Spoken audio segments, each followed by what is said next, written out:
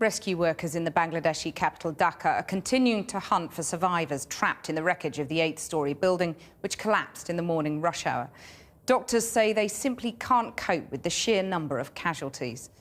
The building was on the outskirts of Dhaka in Rana Plaza in the Sava area.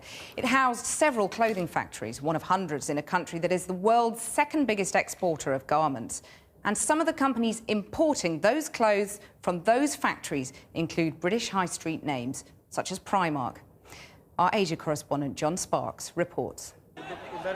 This mangled pile was home to 4 textile factories and a shopping mall.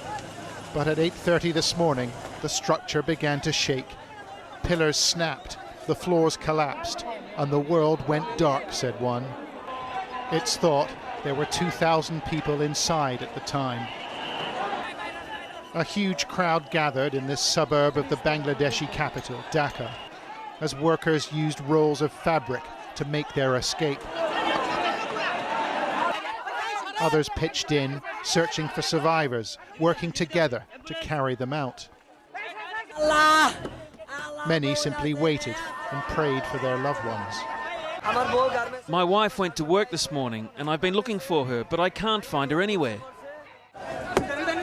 At least 113 people have died and more than 700 have been injured, and the death toll is expected to rise. Young children may have been left in a number of creches located in the building, and locals say scores of people, perhaps hundreds, are still trapped inside.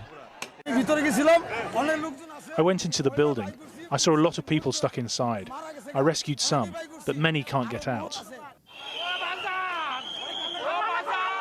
This catastrophe raises difficult questions for officials and company bosses.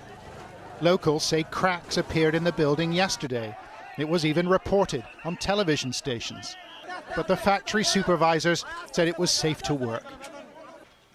Poor safety conditions were highlighted last November when 112 lost their lives in a fire at another facility. When the alarm sounded, managers told employees to continue working because it was only a drill. Clothes bound for US giants Walmart and Sears were found in the charred remains, and campaigners criticized them for failing to protect workers, although both firms blame their suppliers for using the factory without their permission.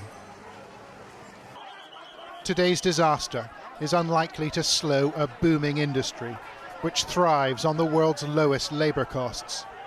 We were working, still working, when it collapsed, he said. British retailer Primark confirmed that one of its suppliers occupied the second floor of this complex. It said it was encouraging the industry to improve standards. This evening, onlookers said they could hear people trapped on the inside, reciting their prayers, summoning their strength for the hours and days ahead. Well, in that statement tonight, the retailer Primark said the company is shocked and deeply saddened by this appalling incident at Sava near Dhaka and expresses its condolences to all of those involved.